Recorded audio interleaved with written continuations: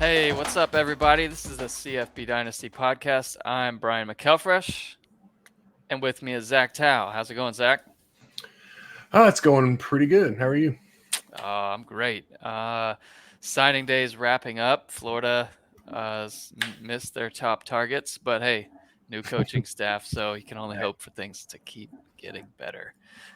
Today, we'll be talking about the top 500 with a bonus one running back seasons dating back to 1980. So what we did here is we collected all the data, every player that ran the ball. We included receiving stats, and then we ran a formula to calculate their fantasy points based on the rushing yards, the 1 point for every 10 yards, basically, or 0.1 points per yard, and then 6 points for every touchdown and half point per reception. And we calculated the top 500, and I added the last one because it happens to be Lamar Jackson, which is really cool. Which means he's also probably in the in the 5 teens for his other season that he just crushed it. So this does not include his passing stats at all. But yeah, Lamar Jackson at number 501. Really cool. Before we get quite incredible, really. It is quite incredible. I haven't validated if there are any other quarterbacks in here yet. Lynch has to be. Yeah, we'll shout them out as we see them. But first, I want to get into something that I hate and talk about the RBU argument. I hate it because on Twitter, you see every school claim to be position U for every position. Right. So we'll get into, of the top 500, which school had the most and which conference had the most. And remember, when we get into the conferences here, this is not just the conferences as they are now. We've got the Big Eight in here. We've got Ivy League. Before we reveal the top school, I want to put a question out on Twitter and see if anybody can guess who the top school is. Go for it. So we'll reveal even if people don't respond, we'll still reveal it. But we'll give people an opportunity to do that. So I will do that just now. So for the conferences, and yeah, where can they follow you, Zach? So this isn't are you doing it from the CFB account, or yours is on the screen here? But for everyone who's listening, what's your handle? I'm doing from my account. It's at ZRTOW_CFF. Boom. ZRTOW_CFF. I like it. And yeah, we can go live with these soon and start taking questions on Twitter Live or Facebook Live or both. And so for the conferences, the top 500 since 1980, number one is the Big Ten with 67 of the top 501. The MAC came in at number 53, SEC with 42, Conference USA with 40, the Big 12 fifth with 34. And then you've got a collection of teams between the 29 to 22 range. So I'll read them in descending order. So the WAC, the Pac-10, the Independents, ACC, Big East, the old Big East, Pac-12, and the Mountain West.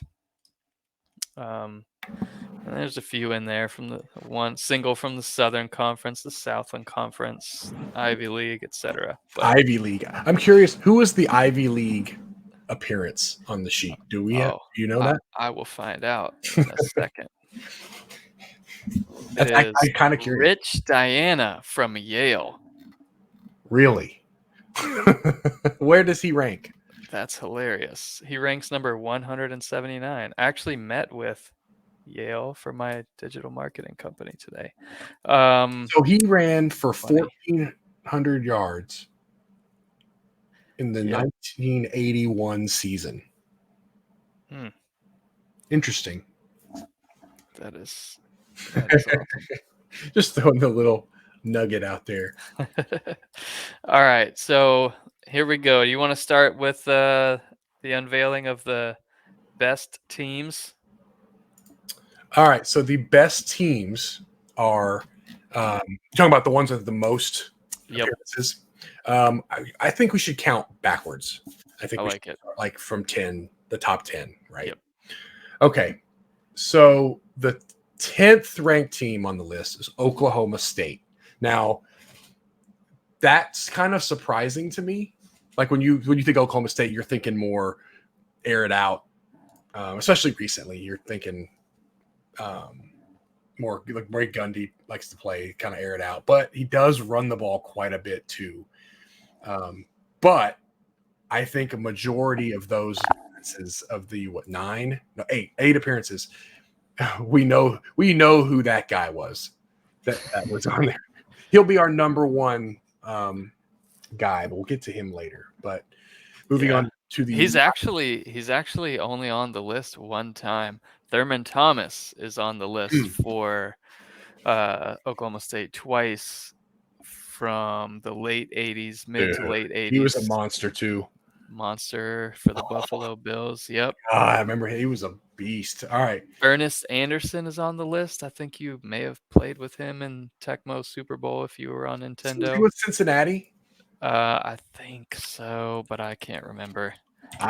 That's for some reason he pops out into my head. That I wasn't born when he played in college, so nope, he played for the Lions. One season with the Lions. So I'm thinking of somebody different, but oh well. 3rd round pick in 1984. Boom.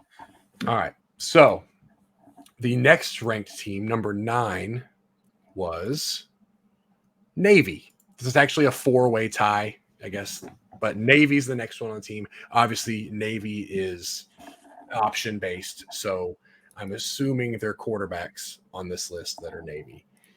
If I had to guess, I haven't really looked. The top ranked Navy season was Napoleon Mccallum in 1985. I don't know if you remember him or not. I was born in 85, so but somewhere near the end of that season. He had to be a running back. Yep. He had to be a running back, though, right? Because he has 1,327 rushing yards, but he also had 358 receiving yards. Yeah. So I wouldn't think that's a quarterback. So the second, you got Keenan Reynolds, Malcolm Perry, Perry, Reynolds, Chris McCoy in 97 at 352, Napoleon and McCallum again at 371. Will Worth in 2016.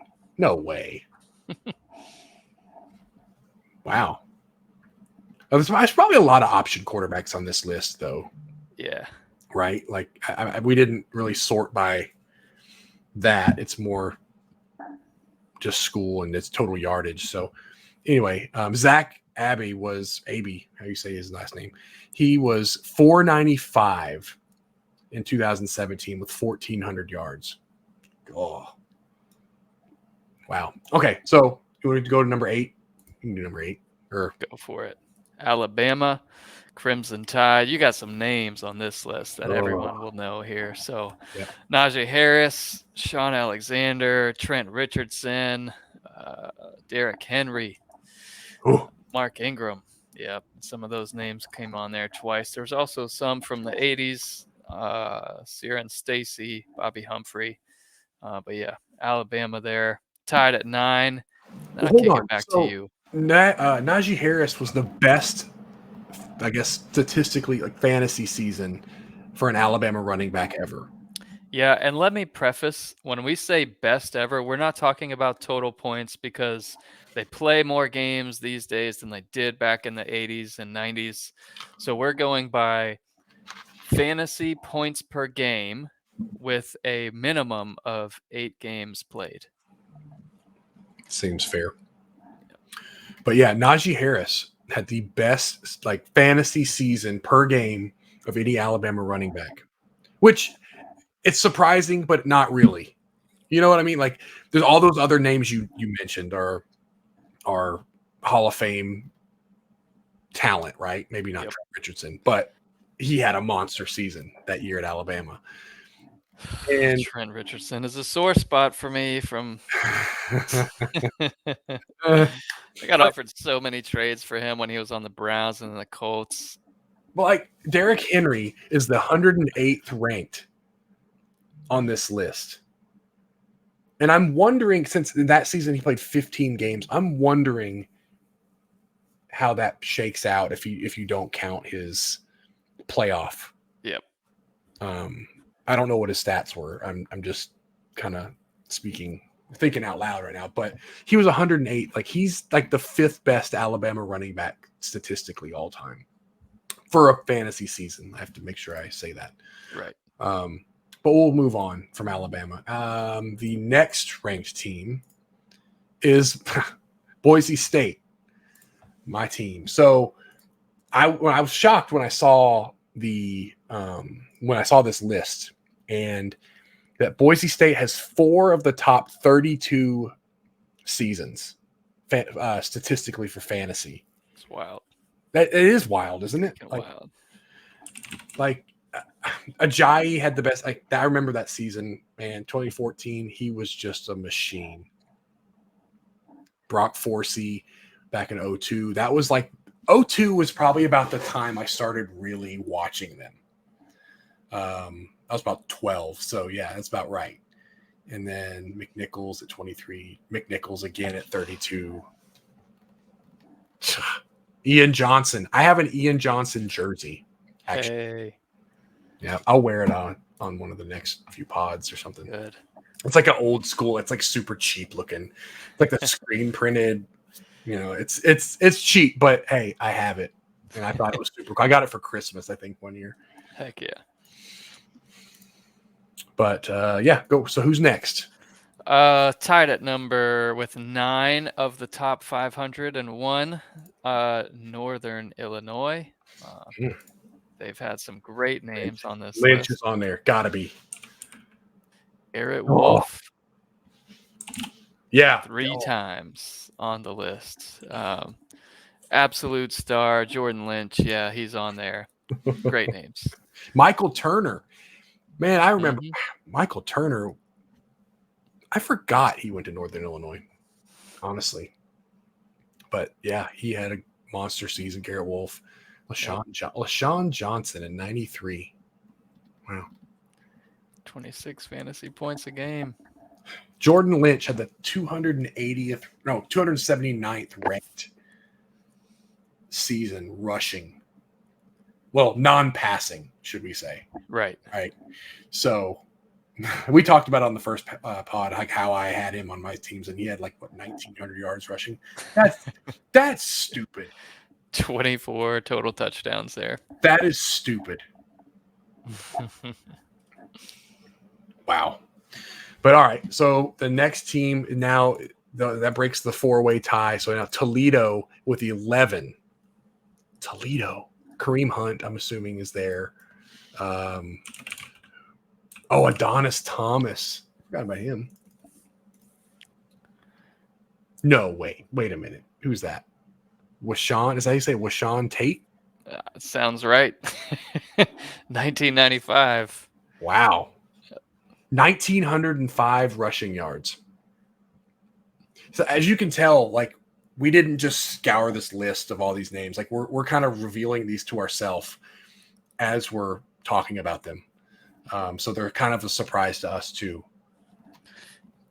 Yeah, some of those from the 80s and 90s. Dwayne Harris, some of those I don't know, but yeah, some of the recent ones, Dwayne Fluellen, Bryant Koback, and Kareem Hunt. Yeah, good list of names. So now we're to the top 3 here.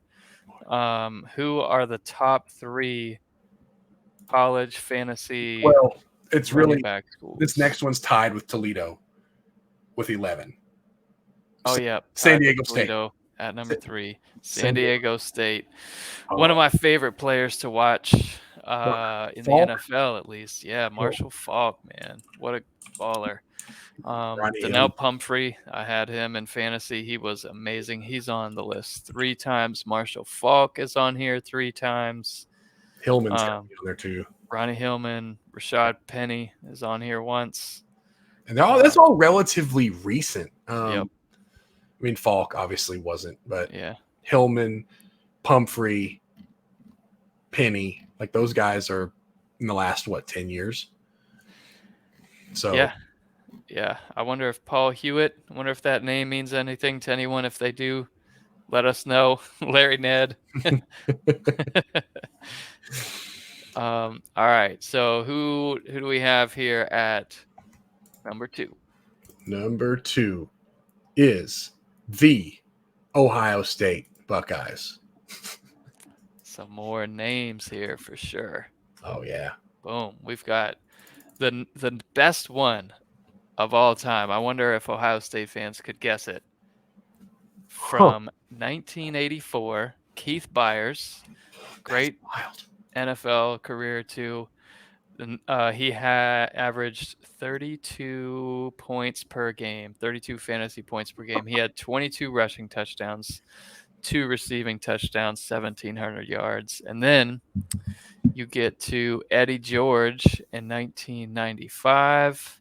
I think he narrowly lost the Heisman that year to Charles Woodson, if I remember correctly. I know there's some other great ones in there.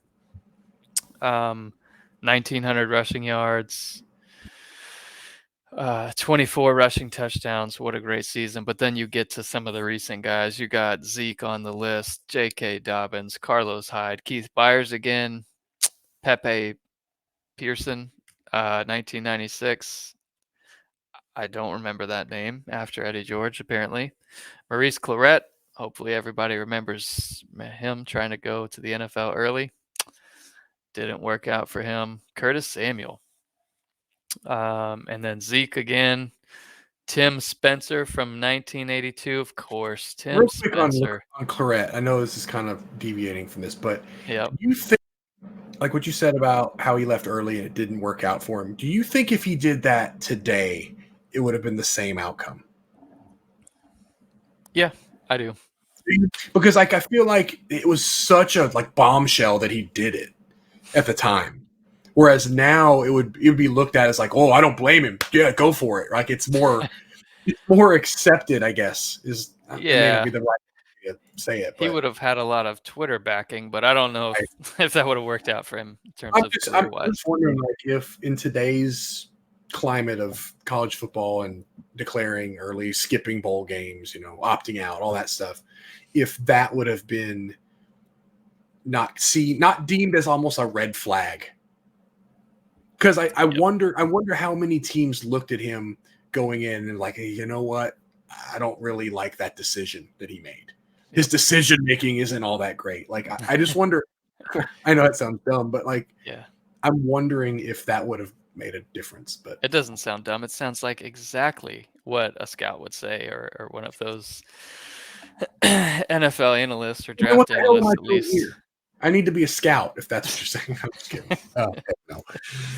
Start measuring hand size and whatnot. No. I like the last guy on the list here. He comes in at number 493. What? All time, and he'll be number 1. At least he's currently number 1 on our early spring rankings for 2022 fantasy football running back. Trayvion Henderson. That is nuts because he didn't even really start the season as their number 1 back. Yep. It took him a few games to really get going, and he still makes this list. It's crazy, but he's gonna be higher on this list before his career's over. It's nuts. That's wild.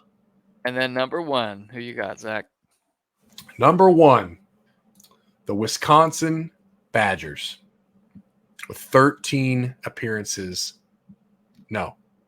Yeah, 13 appearances on this list. So you said the Big Ten was the top conference with 67? The Wisconsin and Ohio State have 25 of those. Yeah, they beat most of the other conferences with just those 2 schools. Wow. No real surprise here, honestly. So Melvin Gordon was the best, barely over Monte Ball. Both averaged better than 33 fantasy points per game. Brian Calhoun was the next on the list with Well, 30.09 fantasy let's points per game from back. back in 2005. So Monte Ball, the thing about him was like he had a great season. Don't get me wrong, he had 1,900 rushing yards, but he had for a long time had the rushing touchdown record, right? Yeah. Like for the last like 10 years, somebody just broke it recently. I think. I don't remember who did that. Was it Zeke? It wasn't Zeke, was it? Rushing touchdowns in a season.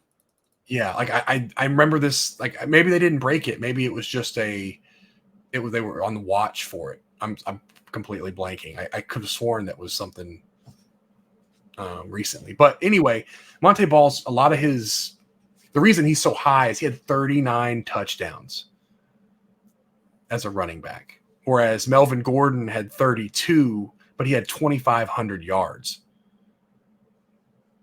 So anyway, just sorry to deviate there, but I think it's a little hard to search for because you can't just search. Yeah. I think that might be right. I don't know. We'll try and look that up and get back at it. But yeah, Jonathan Taylor, of course, he's on the list multiple times. Ron Dayne was amazing. He's on the list for all 4 of his seasons at Wisconsin. He might be the only one here that made the list 4 times. That's incredible. But all right, let's get to it. Let's go with we'll start with the bottom of the list and go 100 at a time and just name some players here that stand out to you. And I'll do the same, but really we'll be sharing this out to everybody.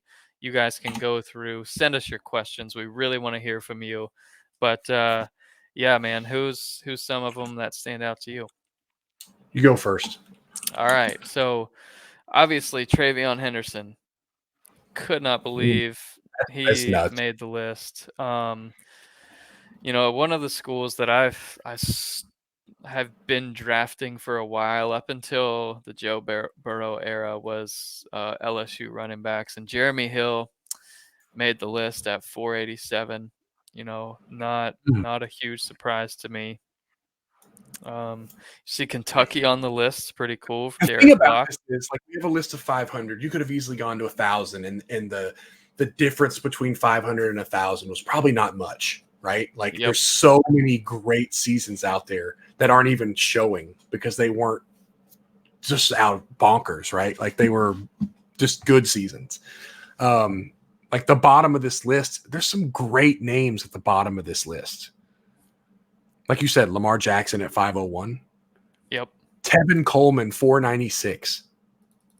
Here's a name I didn't expect to be on the list. Kareem Abdul-Jabbar from UCLA. The running back. I totally forgot. 1995. I guess he played for the Dolphins and changed his name to Abdul Kareem Al-Jabbar. I didn't remember him as either, I guess. But yeah. So looking at this, Florida has the 2 Florida greats, 466 and 467, Fred Taylor and Emmitt Smith. Yep. Like they have identical. What's crazy is they have identical points per game numbers, 22.09. 10 years separated. Yep. And exactly 10 years apart. That's pretty cool. Adrian Peterson on the list, of course. Here multiple times, but Mike Allstott, Mike 453. In 1994, he had a almost 1,200 yard season. Love Mike Allstott there for Purdue. Marcus Lattimore, near and dear to my heart from my dynasty league. Other people call it C2C leagues, where he was supposed to go from South Carolina up to my NFL fantasy team, but got his knees crushed. But before that, he was absolutely incredible for South Carolina. So this was his 2010 season, averaged just over 22 a game, almost 1,200 yards, 17 touchdowns. Great player. I know we talked about Wisconsin. They're the top school, but I don't really remember us talking about Ron Dayne. Yep. He was the only one on the list as a career. Oh yeah, you did say that. I'm sorry. Yeah, that's all good. But no, like you think about that, like that's pretty incredible. I'm sorry, I now remember you saying that. I'm an idiot. But yeah. Yeah, You Ron can listen Dayne. to the podcast later. Yeah, I'll listen to it later. Just like the rest of those scrubs out there.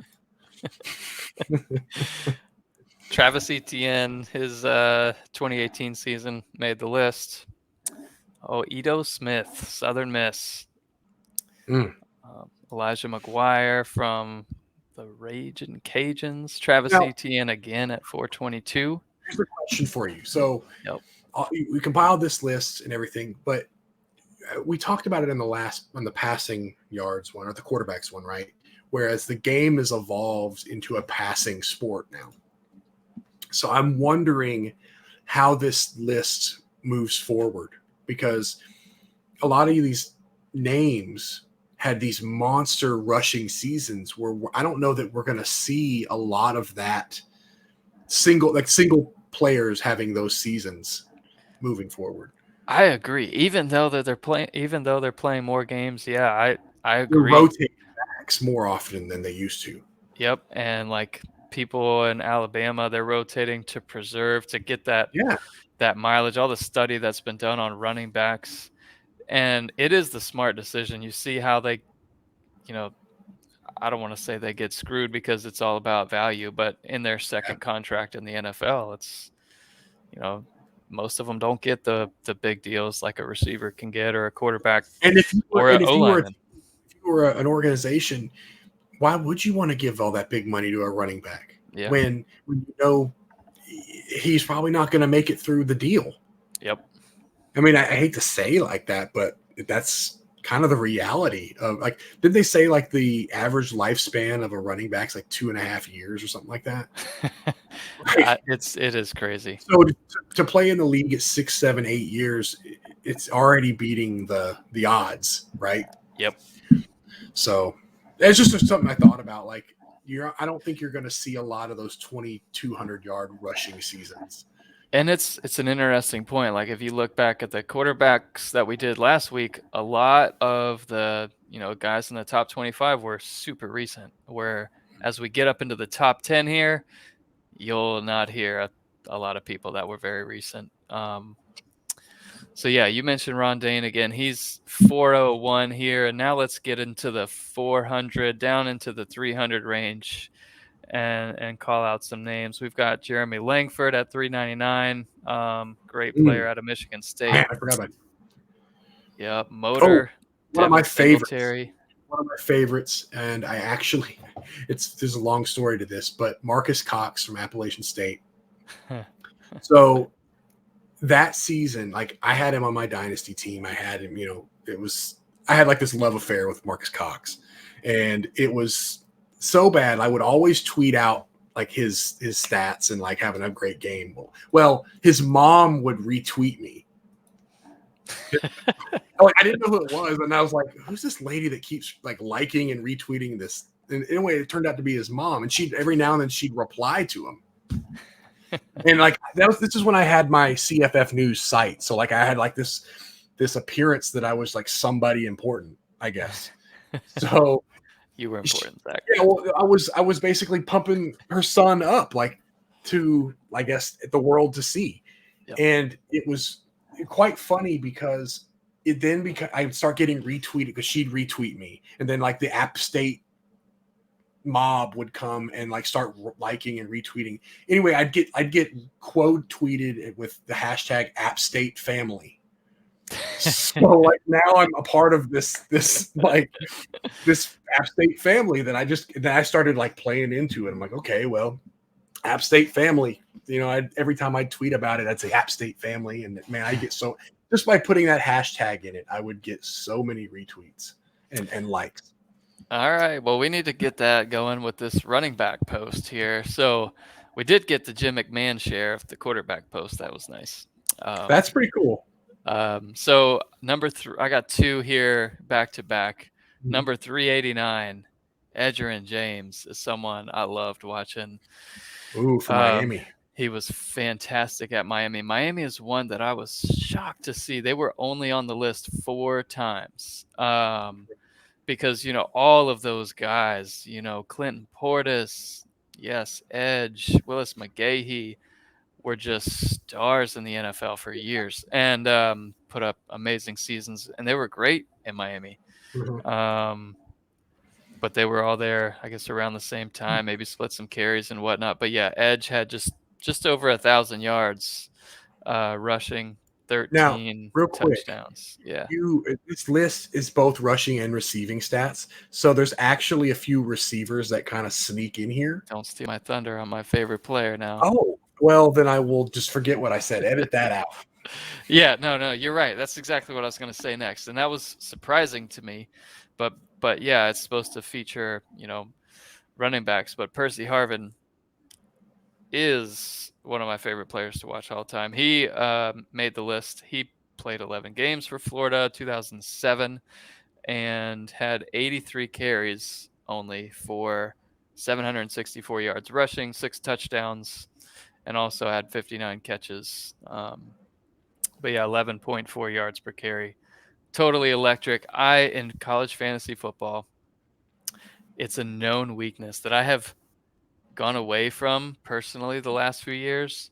Those electric players, Reggie Bush, Percy Harvin, anyone like that who can break a run at any point, the speedsters, that is a weakness of mine. Yeah. Well, the speedster I have in mind is in the 200 range, so we'll wait till we get to there. Because he was one of my favorites too, kind of falls in the same thing. But another one in the 300 to 400 range that I just had him right here. Make sure I said Marcus Cox already. There he is. Brian Hill from Wyoming. He quietly had in 2016 one of the best seasons rushing that I can remember.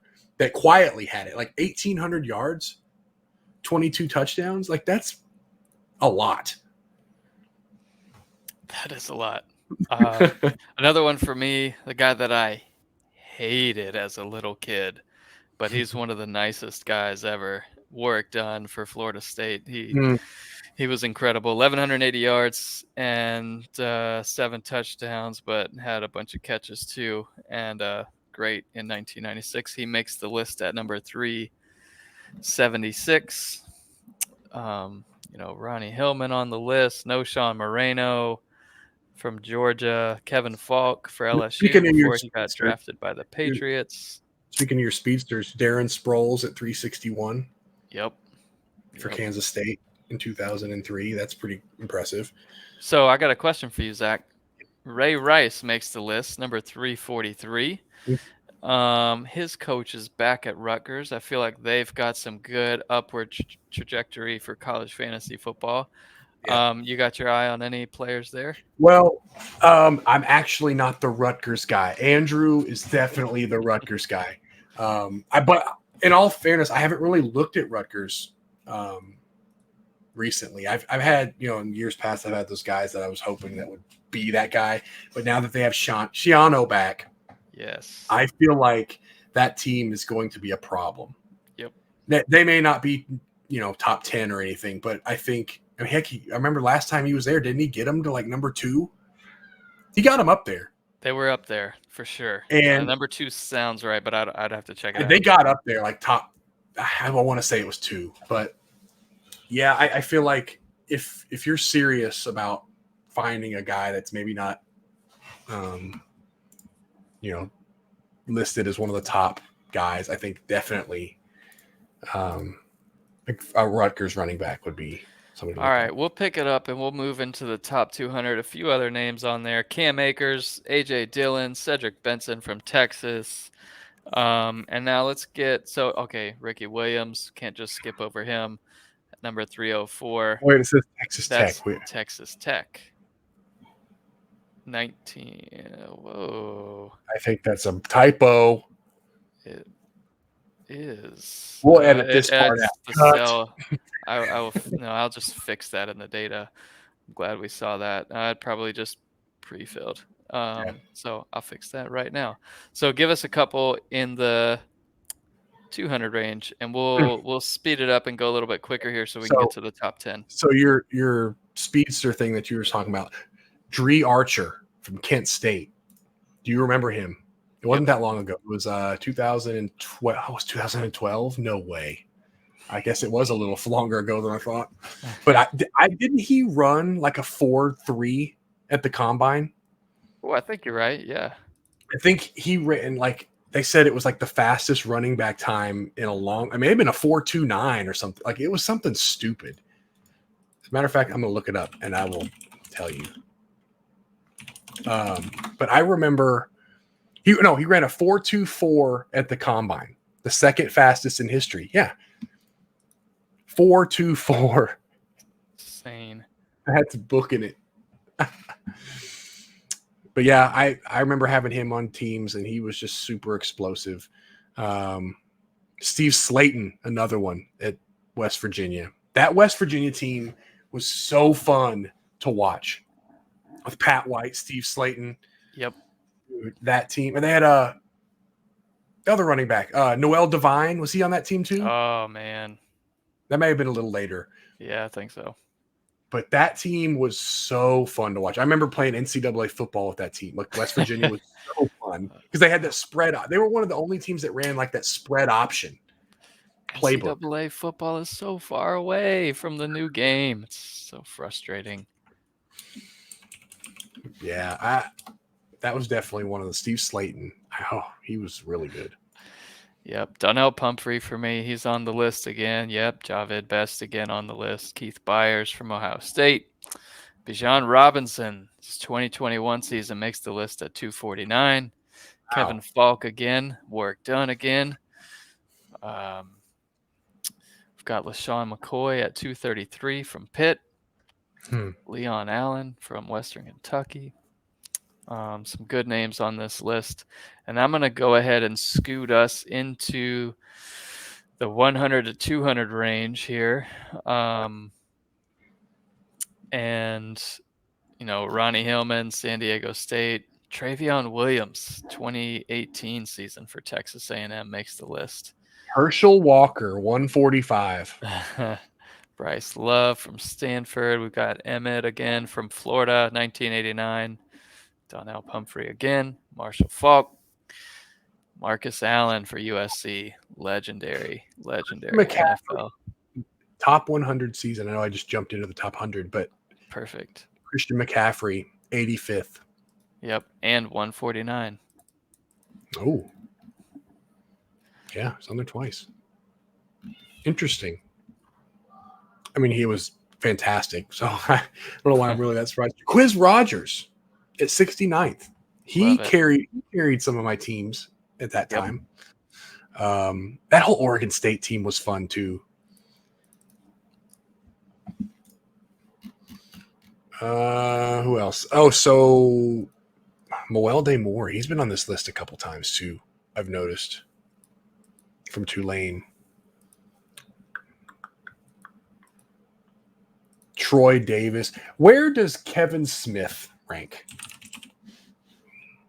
From UCF? Yeah, he had a 2,000-something yard season, right?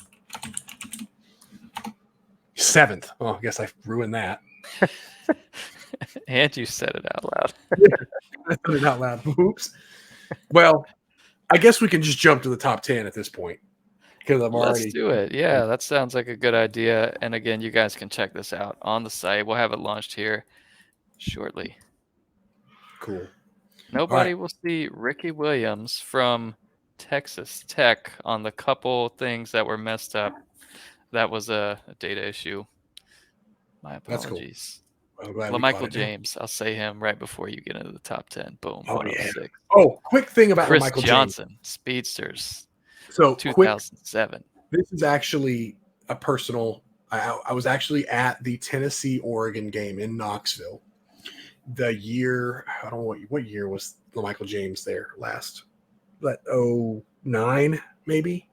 I think it was 2009. Anyway, Tennessee came out 14-0, and it shocked everybody. Like the Ducks were just completely just done. And then this monsoon happened. It started raining so hard that they called the game. Like they, postponed or stopped the game. Everybody went to the locker room. Fans were like going into the tunnels because it was pouring down rain. And it was thunderstorm, whatever. Well, it was about 45 minutes, I guess, to an hour of waiting for this game to come back. They come back out on the field, and it's almost as if the Ducks just needed some water, because at that point, I don't think Tennessee scored again. I think it was like 48-14 or something like that. Anyway, I just remember LaMichael James making this run where like it was the Chip Kelly offense where they were in that spread. He takes it wide to the right. Like he's going to come around the end. He stops, cuts it all the way back across the field. Like he goes all the way back. He probably ran 150 yards for the 70-yard touchdown that he ran. It sounds, and I could be thinking of the wrong run, but it sounds like well, he had a lot of those kind of runs. D'Anthony Thomas is who it sounds like. It might no, I'm pretty sure it was LaMichael James. Right, but you can go ahead with it. D'Anthony basically, I remember him basically slaloming a guy and fooling him at the end. But fun. I'll take you down because there's some incredible names here. So I'm going to take you guys down from 25 to number 10. And then Zach, we can flip flop through the top 10. But number 25 quickly here, Rashad Penny. Number 24, Leonard Fournette. 23, Jeremy McNichols, Boise State. Number 22, Boise State again, Brock Forsey. Wayshawn Tate from Toledo, number 21. Larry Johnson from Penn State. I'm sorry to interrupt. 20. It was 2010. Tennessee. They played him in Knoxville. It's number 7 Ducks went to Knoxville, and it was 48-13. So I guess it was 6-3 and then the first quarter. So then I think that they went up 13-3, and then I don't think that Vols scored again. Yeah, it was 13-3, and then they rolled them the rest of the way. Yeah, it even says on Wikipedia the game was delayed for over an hour to lightning in the Knoxville area. See, I'm not making stuff up. And did Derek Dooley have on his orange pants? Oh, absolutely. It was the most hideous thing I've ever seen. So, number 19, Eddie George, Ohio State. Number 18, Marshall Faulk, San Diego State. We've got Ajayi again at number 17 for Boise State.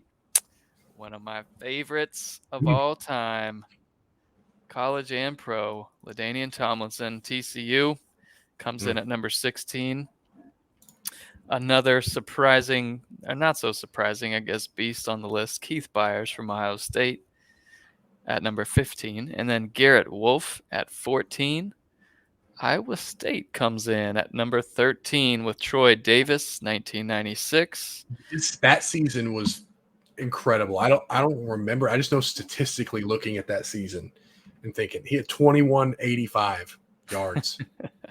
Insane. Tulane comes onto the list at number 12 with Matt Forte. And then Ricky Williams from Texas comes in at number 11. So here you got top 10. Surprising number 10 here for me. Yeah, go ahead. We've got Anthony Thompson from Indiana. Super surprising, 1,793 yards, but 24 touchdowns from 1989. All right, number 9, that's on you. Number 9, Monte Ball. We already talked about him because Wisconsin, churned out a ton of backs over like a 15-year stretch, right? Yep. So he had 1,900 yards. The touchdowns, the 39 touchdowns, it might still stand as the single season record. I for some reason I don't think it does.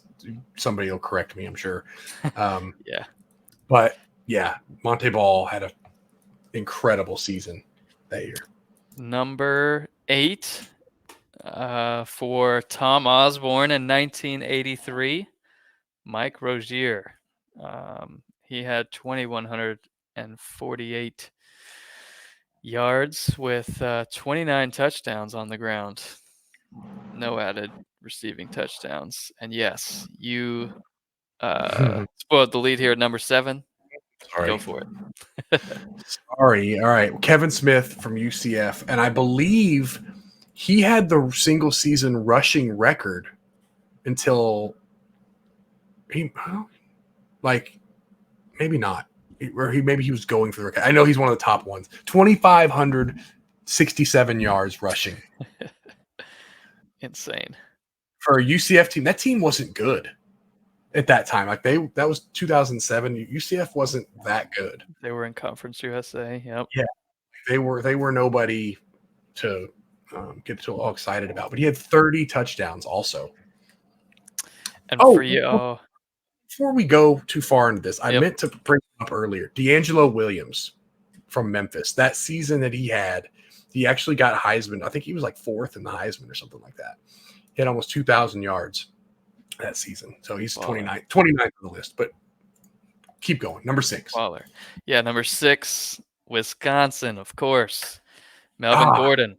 And the one that go on. How do you feel about 34 fantasy points per game out of a lead running back, Melvin Gordon? So 2,587 yards, 29 touchdowns, added 3 more through the air. What a season. All right. Top 5. Top 5. Luke Staley, BYU, 1981.